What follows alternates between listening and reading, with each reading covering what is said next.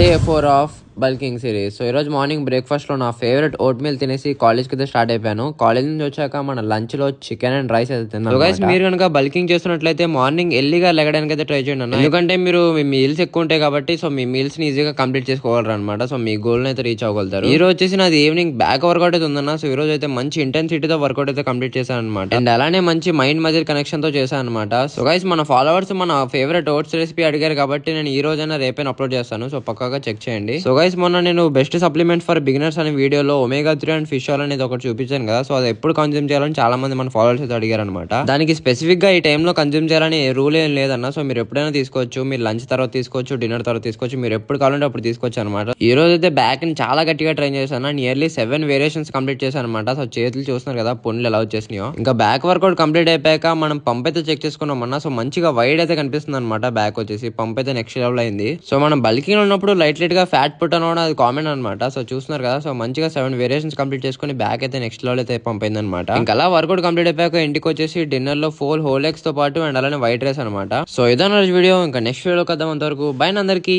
Bye bye.